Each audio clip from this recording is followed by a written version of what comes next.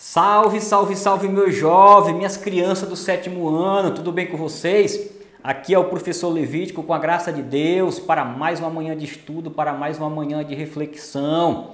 Desejo que o amor do Pai e a comunhão do Espírito Santo esteja com cada um de vocês, hoje e sempre. Que o Espírito de Deus possa habitar em vossas mentes, vossos corações, vossa razão, para que você venha a aprender a assimilar com toda facilidade, entendimento e compreensão. Minhas crianças, desejo que o amor do Pai e a comunhão do Espírito Santo também esteja com cada membro de vossas famílias. Que vossos pais, vossos responsáveis, nesse dia sejam abençoados e agraciados pelo amor de Deus Pai. Meus filhos, na aula passada nós trabalhamos lá o nosso 3º capítulo sobre a questão da realidade da aparência. Vamos continuar nossas discussões sobre a temática aparência e engano, tá? Então, na realidade, toda vez que você fica preso nas aparências, há grande possibilidade de você, primeiramente, ter um conhecimento superficial e há também uma grande possibilidade, uma oportunidade de você ser enganado, ser iludido, tá? Inebriado. Foi isso que nós falávamos na nossa aula anterior. A aparência, ela nunca nos leva à essência, tá? Então, somente a busca e o desejo de conhecer a essência do conhecimento verdadeiro, a essência das pessoas, é que nós vamos romper, não é, o gesso da aparência e conhecer de fato o conhecimento real, verdadeiro e essencial, tá? Então, meus filhos, nós temos que ter cuidado com a aparência, porque a gente já falava, não é? E você já conhece. As aparências enganam, não é isso? Então, na tela, a aparência e engano.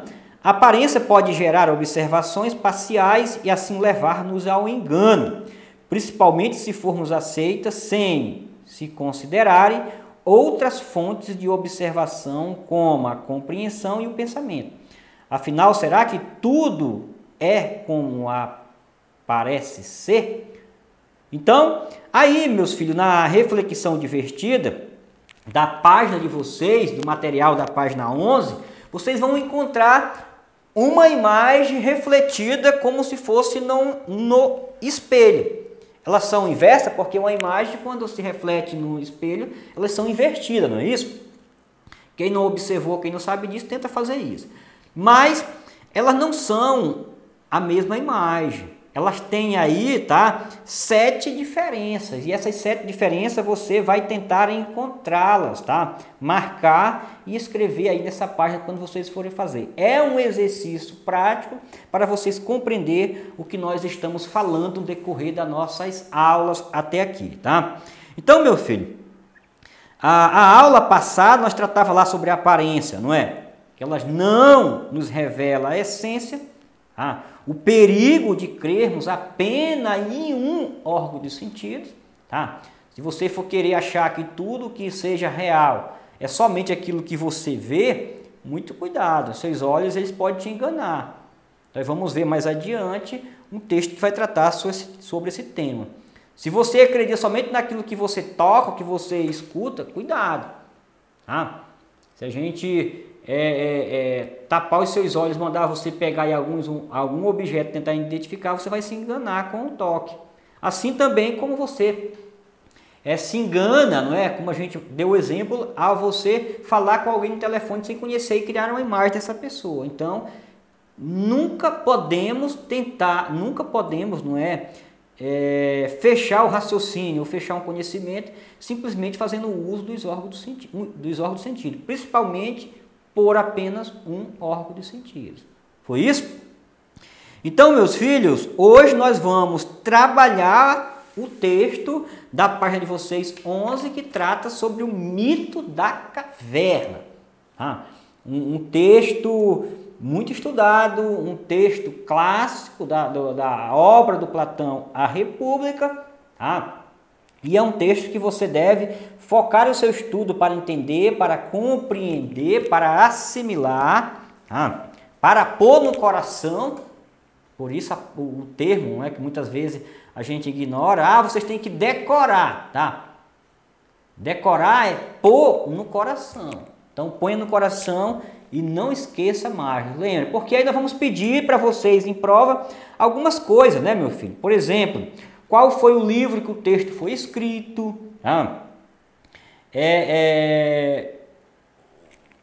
Quais são o mestre e os discípulos na sequência do texto, tá? Então nós temos aí o Sócrates, Platão e Aristóteles, que é a sequência. Você pode muitas vezes confundir, achar que o Aristóteles foi mestre de Platão, que Platão foi mestre de Aristóteles, tá? É muito comum vocês aí no 7º ano se confundir nisso, tá? E a sequência é Sócrates, Platão e Aristóteles, tá? Então, Platão foi discípulo de Sócrates e Aristóteles foi discípulo de Platão, tá? Então, é isso que eu quero que você já ponha no coração para não esquecer. Tudo bem? Na tela, olhar de filósofo. A atividade que você realizou na página anterior demonstra que uma leitura precipitada ou apressada das aparências pode conduzir ao engano. Isso faz lembrar uma frase dita muitas vezes pelas pessoas, unido essas duas ideias. As aparências enganam. Mas antes mesmo do surgimento dessa frase, os filósofos já se questionavam sobre as formas de saber e o modo como nos colocamos diante da realidade. Alguns deles refletiram acerca da existência de realidades mais reais do que nos mostram as aparências. O filósofo Platão viveu na Grécia Antiga e foi mestre de Aristóteles, sobre quem você estudou no início deste capítulo. Por sua vez, Platão foi discípulo de Sócrates. Por isso, este filósofo é apresentado como personagem principal de muitos livros de Platão que Platão escreveu. Em um desses livros, denominado A República, Platão imaginou e descreveu um povo que vivia em uma caverna, acorrentados pelos pés e pelo pescoço, impossibilitado de se virarem para a entrada. Os membros desse povo observavam as coisas, as pessoas e as situações apenas pelas sombras que eram projetadas na parede ao fundo da caverna, por uma fogueira acesa fora dela. Acostumaram-se a viver assim, vendo as sombras que se moviam, ouvindo os sons das vozes das pessoas longes e imaginavam que elas pertenciam às sombras que se projetavam na parede. Esse era o seu mundo, no qual organizavam o seu pensamento e o seu conhecimento. Entretanto, um dia, um dos prisioneiros escapou das correntes e sem poder levar seus companheiros consigo, fugiu da caverna. Ao sair, a luminosidade cegou seus olhos, mas aos poucos ele foi se acostumando à nova condição e pôde perceber que as coisas, as pessoas e as situações eram diferentes daquilo que conhecia. Agora, com a luz do sol, podia conhecer a realidade fora da caverna, perceber a natureza, suas formas e cores. Então, ele voltou à caverna, contou o que aprendera lá fora e tentou mostrar aos outros como era realmente a vida e os seres. No entanto, foi desacreditado, rejeitado e expulso. Os habitantes da caverna recusavam-se a mudar de opinião, a imaginar outra luz e outra forma de ser para as coisas ou as pessoas. Segundo eles, essa ideia só poderia ser loucura e não queriam ninguém divulgando ideias assim entre eles. Então, meus filhos, nós temos aí o nosso texto famoso, não é? Clássico, mito da caverna. Então aí nós temos que compreender que essas personagens que foram criadas, nascidas, não é? Imaginada pelo Platão dentro da caverna, toda essa narrativa ela tem uma simbologia e um sentido para nós atuais, para nós na vida real. Então vamos entender a narrativa, contada pelo Platão, fazendo algumas perguntas. O que é, vamos começar pela caverna. O que é a caverna, meus filhos? O que é a caverna que o Platão imaginou e idealizou? Na realidade, o texto ele é metafórico, né? Ele usa de uma metáfora para nos trazer, fazer uma reflexão e darmos um sentido. Então, meus filhos, a caverna é o mundo que todos nós habitamos, tá? Os prisioneiros somos nós. O que seria as correntes que aprisionava os prisioneiros no fundo da caverna, não é? É os grilhões da ignorância. Então, na realidade, o Platão ele imagina uma caverna onde esse grupo de pessoas foram presos, nasceram e foram presos, olhando para o fundo da caverna. Por trás deles, por trás da entrada da caverna, passava um caminho e por trás desse caminho tinha uma fogueira. Então, a luz dessa fogueira, a claridade, refletia dentro da caverna. Então, todo mundo que passava lá, a sombra dessas pessoas refletia ao fundo. E essas pessoas não poderiam virar para observar a entrada. Então, elas cresceram acreditando nas sombras, achando que a voz era as vozes das sombras, que as sombras eram reais. Então, Platão conta que um dia um desses prisioneiros, ele não fala como, mas um desses prisioneiros rompeu, não é, as correntes que aprisionavam pescoço, braço e perna. Então, Platão conta que esse prisioneiro ele teve muita dificuldade de fazer o percurso da saída da caverna até a sua entrada. Por quê? Porque ele levou uma vida atrofiada, né? Ele estava atrofiado em ficar sempre da mesma posição.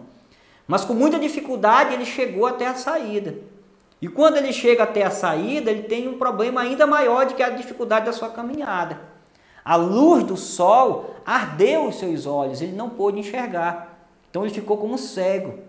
Então ele imaginou voltar para o fundo da caverna, mas ele estava muito cansado, então ele se deita lá na entrada e espera o seu corpo restabelecer para ele voltar para o seu local. Só que enquanto ele estava lá, os seus olhos acostumou-se com a claridade da luz do sol. O exemplo, meus filhos, é como se você estivesse dormindo de manhã, às 5h30, 6 horas, e não acordasse para vir à escola, e os seus pais chegam no quarto e ligam a luz de uma vez. A luz não dói nos seus olhos? Sim, foi assim que o prisioneiro sentiu. Então Platão pergunta quem não é o prisioneiro que quebrou os grilhões da corrente da ignorância e saiu da caverna? Todos vocês, todos nós que alcançamos o conhecimento, não é? Então o filósofo que alcançou o conhecimento quebrou os grilhões da ignorância e saiu da caverna. O que é o sol? O que é o caminho, o percurso difícil que o prisioneiro fez? É os anos de estudos, as dificuldades, não é? Os tropeços, as recuperações, as provas, os trabalhos, não é? Que nós passamos. Mas o que é a luz do sol que doeu os olhos do prisioneiro, mas depois mostrou a realidade, mostrou as cores, não é? De fato como elas eram. O conhecimento. Então o conhecimento ele é árduo para se adquirir, para alcançar? Mas ele é reconfortante quando você adquire. Ele dá bons frutos.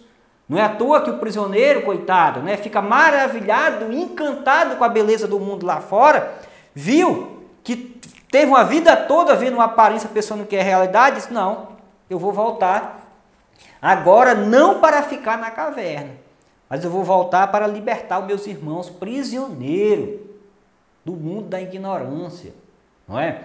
E ele volta, só que coitado, né, não foi acreditado.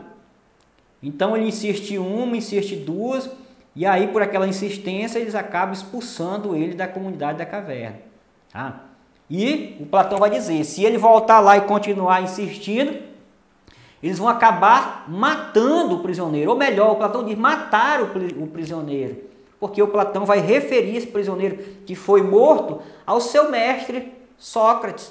Sócrates foi morto por passar, não é? Por libertar a juventude da ignorância, por promover uma educação gratuita, uma educação libertadora. Então, ele foi condenado a confrontar os deuses, não é? E desordem econômica e corromper a juventude. Porque o ensino era pago, não era para todo mundo. Então, ele dava um ensino gratuito. Tá? Então, ele foi condenado à morte. Então, por isso que o prisioneiro, coitado, né? Muitas vezes, se você for querer...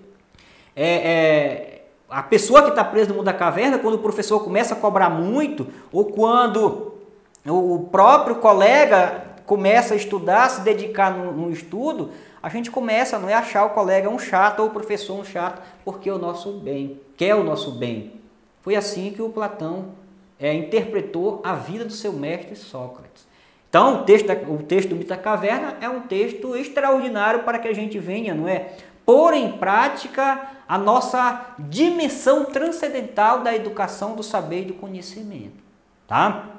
Então faça a leitura novamente, pense sobre o que nós estamos falando e tente de fato se colocar como esse prisioneiro que se libertou da ignorância e cada vez mais almeja luz, almeja conhecimento para si, mas também para libertar aqueles que estão presos ainda no fundo da caverna, que estão presos na escuridão das trevas, da ignorância.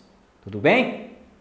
Por fim, para encerrar, meus filhos, aí na nossa página 14, nós temos aí a existência, tá? Então, a nossa mente, tratando sobre a existência, nós temos que compreender. Vamos fazer a leitura rápida da tela para que eu venha explicar para vocês, tá? Existência. Uma das razões que nos leva a cometer engano quando julgamos as aparências é a diversidade daquilo que existe. Essa diversidade também nos leva a classificar as coisas. Em geral, classificamos aquilo que podemos ver, tocar, sentir, ou seja, o que faz parte do mundo da matéria. Chegamos até mesmo a dizer que algo não existe simplesmente porque não podemos percebê-lo. O que os sentidos, percebê-los com os sentidos.